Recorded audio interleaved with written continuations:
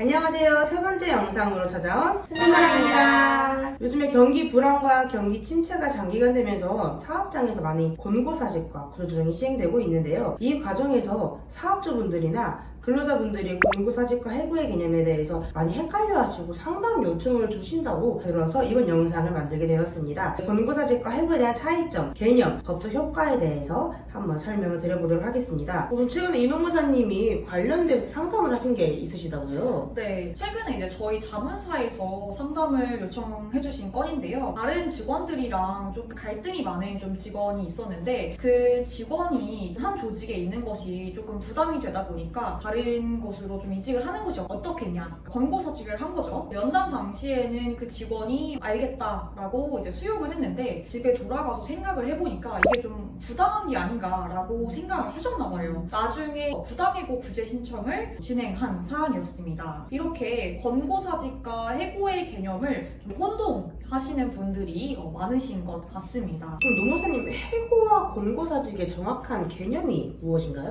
일단 해고 같은 경우에는 실제 사업장에서 불리는 명칭이나 그 절차랑은 관계없이 단연 퇴직을 제외하고 근로자의 의사에 반하고 사용자의 일방적인 의사표시에 의해서 이루어지는 일체의 근로계약 관계의 종료를 모두 해고라고 하고요. 권고사직 같은 경우에는 회사의 경영상의 이유 혹은 근로자의 귀책 사유가 발생해서 사용자가 근로자한테 사직을 권고하고 근로자가 이를 받아들여서 근로관계가 종료된 것을 권고사직이라고 합니다. 결국 해고와 권고사직의 가장 큰 차이는 근로자의 동의 여부라고 볼 수가 있겠네요. 그렇죠. 그럼 노무사님, 해고의 경우에는 어떤 법적 절차를 준수해야 되고 근로자는 어떻게 해야 보호받을 수 있을까요? 해고의 경우에는 해고 사유가 정당해야 할 뿐만 아니라 근로기준법상 정해진 법적 절차를 준수해야 하는데요. 먼저 근로기준법 제26조에 따라서 근로자를 해고하기 30일 전에 해고 예고를 하여야 합니다. 만약에 해고 예고를 하지 못하였다면 30일분의 통상임금을 지급하여야 합니다. 또한 근로기준법 제27조에 따라서 해고의 서면 통지를 해야 하는데요. 이때 서면에는 해고의 사유와 시기가 명확하게 기재되어 있어야 합니다. 만약에 이러한 절차를 지키지 않게 된다면 부당해고가 성립이 되고요. 근로자는 사업장을 관할하는 지방노동위원회에 부당해고 구제 신청을 제기할 수 있습니다. 이때 부당해고 구제 신청은 해고가 있은 날로부터 3개월 이내에 신청하는 것이 가능합니다. 노무사님, 그러면 권고사직의 경우에는 앞서 말한 해고예고나 서면 통지 등의 절차를 지킬 필요가 없을까요? 그쵸. 이승현 노무사님께서 앞에서 설명을 해드렸듯이 권고사직의 경우에는 사용자랑 근로자의 합의에 의한 근로관계의 단절이기 때문에 해고가 아닙니다. 따라서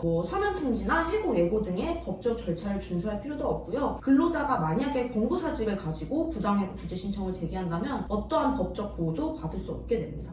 그러면 실무적으로 권고사직이냐 해고냐 여부에 따라서 그 법적 효과나 구제 여부가 조금 차이가 있을 것 같은데 근로자들이나 사업자들이 유의해야 될 점이 있다면 어떤 게 있을까요, 이사님? 우선 사업주의 경우에는 이제 해고 같은 경우에 해고 절차도 준수를 하셔야 되고요. 정당한 사유가 또 있어야 되거든요. 반면에 권고사직 같은 경우에는 근로자 동의만 있으면 이런 절차들을 따로 준수를 하지 않으셔도 됩니다. 그렇기 때문에 많은 사업장에서 근로자와 근로관계를 종료를 할 때 권고사직 쪽으로 유도를 하시는 경우가 많은데요. 이때 주의를 하셔야 될 것은 반드시 사직서를 받아주셔야 된다는 것입니다. 왜냐면 아까 사례를 소개해드린 것처럼 나중에 이 근로자가 돌아가서 부당해고 구제 신청을 제기하는 경우가 있거든요. 그때 사직서가 있으면 근로자가 근로관계의 종료에 동의를 했다라고 보기 때문에 특별한 사정이 없으면 기각 판정이 나올 확률이 굉장히 높습니다. 만약에 사직서를 받아주지 않으면 근로자가 이 근로관계 종료에 동의를 했다라는 사실을 입증하기가 굉장히 힘들어지거든요. 권고사직으로 근로관계를 종료하고자 하는 경우에는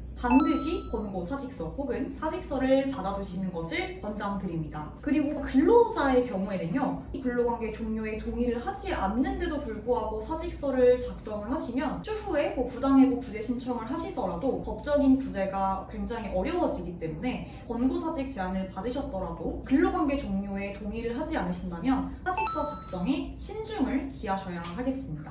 그리고 또 사업장에서 많이 상담이 들어오는 게 권고사직을 하는 경우에 만약에 위로금을 지급해야 되는지 그 지급 금액이 얼마나 되는지 이거에 대해서 상담을 많이 주시는데요. 노무사님 어떻게 해야 할까요? 일단 권고사직은 해고랑 다르게 법적으로 정해진 개념은 아니에요. 그래서 권고사직을 한다고 해서 위로금을 꼭 지급해야 하는 건 아닙니다. 다만 권고사직은 근로자의 동의가 필요한 부분이기 때문에 일반적으로 위로금을 지급을 하시는데요. 이때 위로금의 액수도 법적으로 정해진 게 없고 해당 근로자의 근속 연수나 사업장 규모 같은 구체적인 사항에 따라서 달라지기 때문에 일률적으로 말씀드리기는 조금 어렵고요. 1년 근속당 1개월치 정도를 지급하는 것이 일반적입니다.